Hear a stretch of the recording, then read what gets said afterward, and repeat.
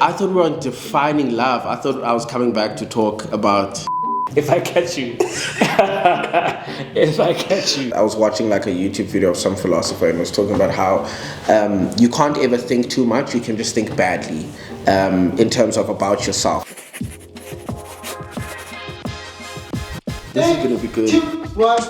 Hey, what's up everybody, and welcome to a brand new episode on Deliberate. My name is Dennis Ngango, also known as Hot Boy Denny. As you can see, I am reunited with an OG content creator known for his gaming, lifestyle, and social commentary videos. It's Sibu. Oh, we're on Deliberate. I thought we were on defining love. I thought I was coming back to talk about. You saw the hat? No, and you were like, I thought it was like the reunion episode. What went wrong? And then no, are you telling me something is happening? Welcome. Thank you very much. I'm very excited to be here. I've been excited to be on this show for a while, so I'm glad I'm finally here, and I hope I'm back a couple of times. No, I hope so too. We're gonna be talking about mental health. It's not gonna be too much about love this time around. But you never know. With this hat, anything is possible. Happen. Okay. If you're looking forward to this video, make sure to give it a thumbs up. If you're happy to see us together again on your screens, make sure to comment below. And lastly, don't forget to subscribe. Okay. All right, icebreaker time. Sure. I'm gonna ask you first. Cool. What compliments do you think I hear the most? You. Yes. I think. Oh, this is so gross. I think people probably compliment you on like your kindness quite a lot and like your openness. Well, that's quite cool. Why did you say that was gross? Because it is. It's mushy. It's like, This is gonna be a mushy episode. It is gonna be a mushy. So buckle up. No, it's just that I went for the abstract. I didn't really go for something that's like, you know, your face or your body. Yeah. But I think I've heard people talk about that when they talk about you, is that they always go, he's a really kind and genuine dude. And I'm like, oh, I don't want to be a kind and genuine dude. Hey, I'm learning from you, Dennis. Mañana. I thought it was me. Dennis, what parts of yourself do you see in me? Ooh, that's a good one. It's a nice one. I think that I see we both have the ability to try and understand others. I think I see that with your content, also with ours. It's just that whole thing of being able to understand where someone's coming from, and it's that thing of like, even if we don't agree, we'll still give them the room to engage, and also for us to fully engage. So I think it's definitely that. I would agree with that. My line's getting a bit shorter though, the older I get, like in terms of listening to people who I don't agree with. Like I think the younger that I was, the more I was open to it. Now I'm like, yo, Shabata, like guys, come on, there's no way we can. Why don't you get this now? Exactly, yeah. Why must I still be educated? Exactly, dude. Yeah. No, I get that. Please go for one more. Not you calling the shots, telling me one more. I'm loving these questions. What do you think I should know about myself that perhaps I'm unaware of? This is difficult for me because I think you know exactly who you are. I think you know exactly who you are. I don't think there's anything that I could tell you that you could go, oh, I didn't realize that. Like, I think something that I tell you like pretty often is that like I see the hard work that you put in. I think because from my side sometimes I'm like, yo, how does Dennis get so much work done? Like I know you have help obviously, but to a certain extent you still have to do your stuff. Like you still work a lot. So I think that's probably the thing that always sticks out to me. So and so I know it's not like a surprise or something that you should know, but it's like, please, Dennis. But for real though, like I think your hard work, like every time I think you work hard, it's like you work even harder. And I'm like, yo, if I could just siphon some of that out of you and into myself for the rest of the year, I'm gonna get some. Just watch me in 2022. If I just have a fraction of the hard work, I could change my life by next year. One more. Another one. Okay. Another one. Oh, do you think I am currently doing what I love? This is a brilliant question. I think you're doing what you used to love, and I think that you're on a journey to finding the things that you love. Damn, Dennis, damn. That is true. I think for the most part that is true. I am doing what I definitely know that I used to love. Yeah. I don't know how much I love it right now. But right now it's very much what I'm good at, if that makes sense. It's less about what I love and more what I'm good at right now. I think I really thought that YouTube was going to be enough for me, like just making YouTube videos. I wouldn't want anything more than that. Yeah. And now that that's kind of shifting, now that that's kind of shifting, it's like, what is it that I actually enjoy doing? But I'm open to figuring it out. Yeah. I think that for me is part of the mental health struggles we have in our 20s, in our adolescent years, is trying to figure out if the things that we say we love are really the things that we love. You know, over the years, how has your understanding of like mental health changed as a concept? So growing up, I struggled a lot with mental health issues, but I only started going to see like a therapist when I was in high school. I remember I really used to struggle with just doing any of my work throughout primary school. I think that's where I noticed it the most. That's why I talk about it in the context of school. I would, for example, not do my homework. I remember grade 5 was the worst year. I would not do my homework at all.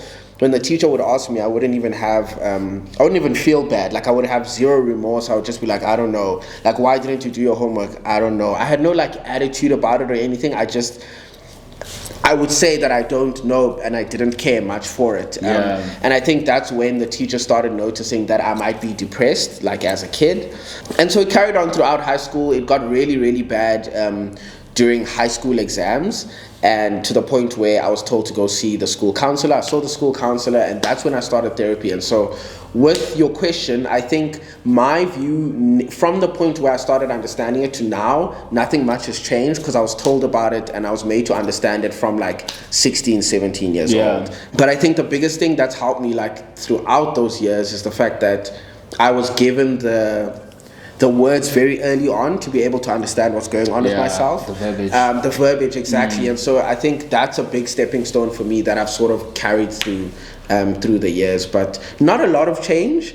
Honestly, I'm glad to God for that. That's like, there hasn't been a difference between then and now, because I knew what I knew what I was told then, and I've carried it through ever since. And it sounds like you were lucky in the sense that what you were told was also quite accurate. Yes, in the sense that those were definitions you could work with from then till now. Whereas some of us are still trying to engage with mental health and understand the boundaries and the impact it can have, because mental health doesn't just, you've spoken about school, it doesn't just impact school alone. It impacts your whole life. And your whole flow. I think where I'm at right now, I see mental health as really just being able to understand the quality of my thoughts. Because obviously your thoughts lead to your actions and your words. You know, so I really see mental health as just that thing of where are my thoughts? What is the level of the conversation that I'm having with myself?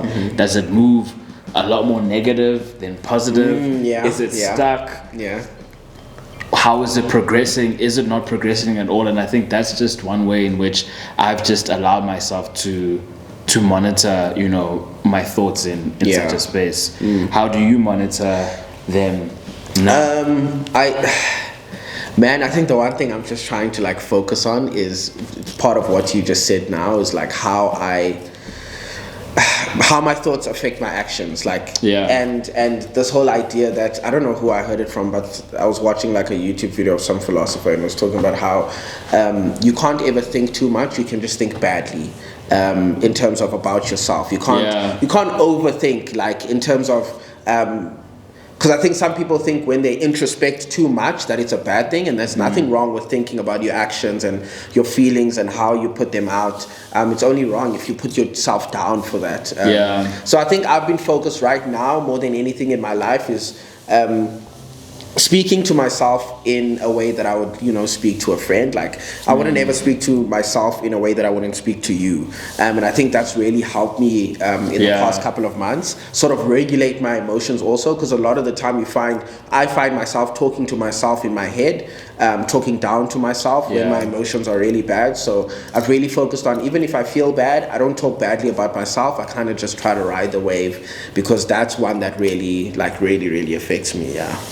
Yeah, no, it makes sense because at the end of the day, it's all in our heads. It is all in our, and it sounds so bad when you say it like that, but it is all in our heads. Yeah. How was your relationship with mental health when you were a kid versus now? I think for myself, mental health was introduced to me when I was younger, when a friend at school passed away. Oh, okay. And not knowing how to actually express the loss and the grief, and then it was always a chat of thinking in my head that everyone's gonna pass away now. So it turned into a PTSD dynamic. You know, just having lost someone, and then every time death would come up, I'd feel like, why is this person not answering the phone? Why is this person not here? They said they'd be here in 7 minutes. 7 minutes have passed. You start to panic and you get anxious. You know, and death is such a hectic concept on its own. Especially for a kid. And particularly your first big one. Yeah. How have you seen mental health impact your family dynamics? Let's start with family. So I think with family, I was told when I went for those therapy sessions and I had to talk about like my family dynamic and what happened to me in my past and stuff. So my dad passed away when I was very, very young. And for me, with sort of this understanding and this consciousness, I can't remember at all. I have no memory of it. I have no memory of how it made me feel or anything like that because I was like 5 years old. But according to my therapist, the symptoms that I had been showing growing up, the things that I told her, the way I'd feel, the panic attacks I'd have, she's like, you went through significant trauma, even though you don't really remember it, it was there. And so then on top of that, she also spoke about what my mother could have gone through and what I would have seen her go through after losing her husband, and how that might have also affected me. So she probably went through a deep depression after that, and that sort of pushed me also into one because I didn't know what to do about my mom. Like I was very confused as to why she's sad all the time and so on and so forth. So I think it's affected my family in a way where before we wouldn't really talk about it at all, and now we don't talk about it much, but I think what's happened is my family's more open to it because now more than ever, now that a lot of us siblings are adults, we are more open about talking about it within each other. And so that's made us realize that, oh no, we've all kind of gone through the same things. I think growing up we didn't really talk about our traumas, and then when we got older it was like, oh, remember when this happened? And we're all like, yeah, damn, that sucked, like type of thing. And so and it was not okay. It was not okay. And so I think now that I'm older, the dynamic with mental health is more, they're open to it. And I think especially with me, I struggled so much that I moved. Like part of the reason I moved here to Joburg is because my mental health wasn't great when I stayed at home. And so when you do something like that as like the eldest son in the family, then everybody sort of takes it seriously. Like, whoa, what's the reason that could make someone move to a different city? I can really relate to what you said about the siblings part and also not being able to necessarily remember everything. Because the cool thing with that is that with siblings and people speaking, everyone starts to bring a patch of the so now everyone's bringing a patch, and now you're like, okay, cool, we can progress past this. And I think that, like, for me, my siblings have played a big role in my work ethic and everything that I do, because I've had, outside of my parents, two other old examples to learn from and to watch how they moved in life and be like, okay, I want to take this, I want to take that. You know what I mean? So when it comes to them and being able to understand why they had the challenges, why isn't just as simple as this person didn't want to do this or this person didn't want to go there? There's other big elements that play a role as well. How would you say mental health has played a role in your friendships? People understand that if there is a friendship blossoming with me now, mental health is a big part of that. And an understanding of mental health is a big part of that. It's something that's needed too, because for example, I'm somebody who tends to need a lot of grace, because I will just disappear off the face of the earth and people will be like, what's going on? Like, does Sibu not like me? Are we fighting? Are we what? I'm just in a depressive howl for like a week or 2 weeks. So I think what's ended up happening is I don't have a large group of friends, but the people that I do have around me tend to give me a lot of grace because they understand nothing's done out of malice or anything like that. It's just that I'm just one of those people who struggles with mental health quite a lot. And so yeah, I think that's the one thing that's been really positive with me when it comes to friendships is the fact that before we even start this friendship, people tend to understand what type of person I am and that I need A, B, and C. And so if you're not able to give me that, let's rather not do this friendship thing because I don't want to also like step on your toes. And you also don't want to give that person a bad experience as well. Exactly. Of mental health. Exactly. Yeah. It can get better. You know. Have you struggled in that sense at all? I just think that for me, I just struggle to be vulnerable about it because it's already something that there's a force around trying to make sure that this thing is being held together. Yes. Yeah. Now you're a blossoming friendship. Now you want to get inside. Then when I give the small piece, there's already a drowning that's happening. There's already like hectic vibes. Now I'm like, oh man, who can I share things with and not feel bad that they're gonna feel bad that I feel bad? Sure, because I get now that. It's like because I feel bad, you feel bad. You feel bad, yeah. But when I told you I was feeling bad, just DM me, bro. Just let me know. I'll be like, yeah, Dennis, let's feel bad. Yeah, let's feel bad. It's fine. I'm not gonna feel bad for you. It's for you can feel you because I think that's a very big thing, bro. You're completely right in terms of sometimes you just want to get it out. But you don't need the person to feel sorry for you. Exactly. You know, especially because I think mental health is a physiology thing. Well, like depression and anxiety is a physiological thing, and so it's going to come back again. Just because you're trying to make me feel better now, it's something that happens every like once a month for me or twice a month, and so I know like what I need, and I think it's the same thing with what you're saying now. Sometimes you just need to get it out because you know it's this time that you need, and then you're gonna be back to yourself soon. Yeah. Do you think that there is a way in which we're supposed to like draw a line between what exactly? Between how we go about sharing our struggles with our loved ones and what type of support we can expect from them.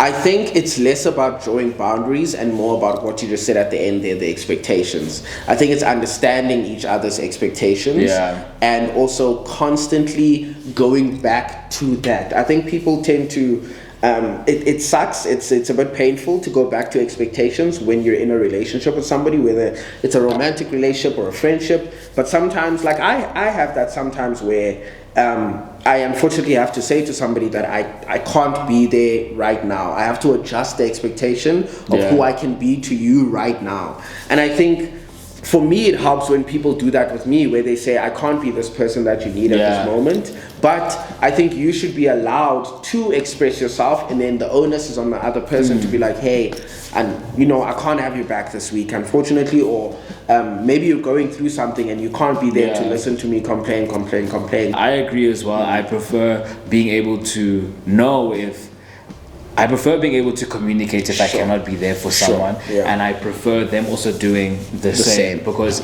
my trauma doesn't have your name sticker. You know, exactly. It doesn't have your name on it. It has its own things, and it just needs to be dealt with in a safe space. If you cannot be that safe space at that moment, rather say you can't, then create a false narrative and expectation. But it's understandably tough though. It's understandably tough, like when someone's hurting or struggling with someone, for you to for them to come to you and you to then say, hey, I can't be there. But please, if your friend needs your back and you just can't be there because maybe you're dealing with your own stuff, it's okay. Just communicate. Just communicate, guys. We need to talk. We need to talk. And I think especially when you love someone as well, I think there's that whole thing of, because we love one another, we just want the best for one another. We just want everyone to be happy. We just want everyone to be at a good level. And unfortunately, because those expectations are sometimes not even communicated from our side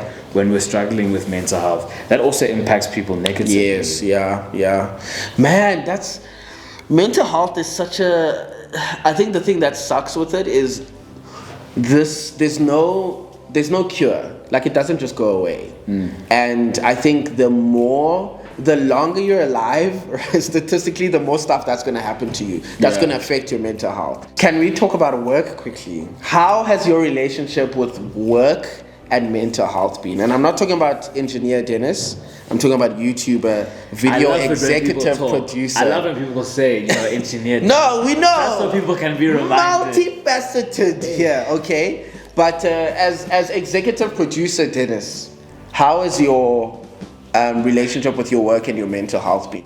I think luckily I work with a team that is quite dynamic in the understanding of mental health. So I think we constantly check in with one another. We constantly try and see if we're on par with where we want to go. And if someone is not performing or if there's slacking, there's always somewhat of a conversation. It's not it might not necessarily be why are you slacking, what's wrong. It's more so, I know that you said you wanted to do this. Is this still something you're planning to do? Are you going to be moving to Joburg or whatever? And then someone will say, okay, cool. These are the things that I'm trying to make sense of right now. And the other person has also understanding. Communication. So it goes back to communication. However, in the bigger scheme, I think this past 2 years, and I think that's even why I started Deliberate, was because I had a very goal-orientated personality, goal-orientated drive, and I reached a point where I realized those things are important, but they're not the only important thing. And I think that my mental health and my work is trying to find somewhat of a healthy dynamic where I can achieve things. I can work with great brands. I can tell really great stories. And I can also be okay as Dennis. And I can prioritize what Dennis wants as well. How would you say the work dynamic, mental health? My king. Man, I've been struggling, dude. I've been struggling since probably 2018 to get back into where I was. And I think the most difficult part of it is the fact that I left school to do this. And more than anything is to have more time to do this. And then what ended up happening is the stress of doing the job made me do it less, which is really difficult to sort of reconcile with, considering that I dropped out because I wanted to have more time to do it. And then when I got the more time, I didn't do it more often. And that really messed with my understanding of how much of a hard worker I thought I was or I could be. It's like, okay, I felt like I worked hard at varsity. Maybe if I'm not at varsity, I can push this even further. And then I get the chance and then I don't do it. And I'm like, is this even worth anything? So I think that's what I've struggled with over the past couple of years, is just that part of the mental health game. And I'm to this day, Dennis, I'm still trying to figure out how to do it, dude. I still haven't figured out what's the best way for me to do this, make it enjoyable and still be good at it. What's the formula? That's the thing, dude. What's the formula? I've really struggled with that. But I think the one thing, and it's something you spoke to earlier, is having a team around you. And I've been slowly building my team, and it feels like I'm kind of understanding what I need. And I think a big part of it has been also understanding how my brain wants to work compared to seeing other people and going, that's how I'm supposed to do things. Exactly. Come on, brain. That's what I've been working on, I think, for the past 6 months, for the past 12 months even, is figuring out what's the best way for my brain and my body to have optimal output, I guess. But do you think that is working according to the current version of yourself or another version of yourself that doesn't exist yet? Oh, I think there's a version of myself that I'm coming into, especially in 2022.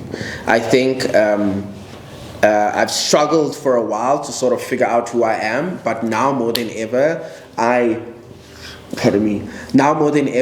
am super keen to find out who I am. I'm not so much scared. I think for a long time, I was very scared.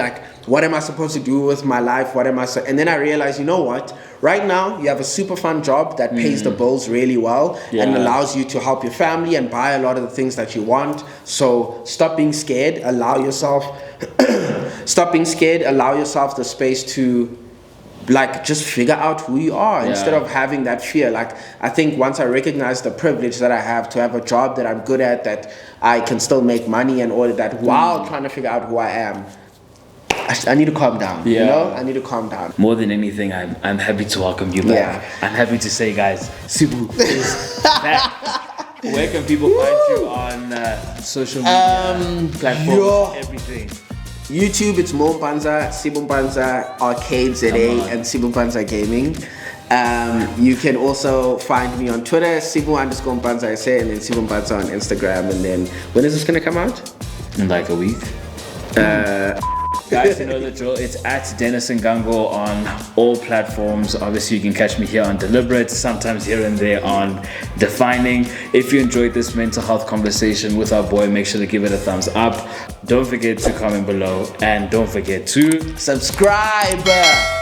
Goal 100,000 subscribers. We know Dennis can do it. He does it. It's just time change now. If it's someone, if it's someone, I mean, if it's gonna be anyone, it's gonna be Dennis. One day is one day. I think for me, one of the biggest shocks was that I thought we'd get to a point where we understand life. Yeah. And every day I'm reminded, yeah.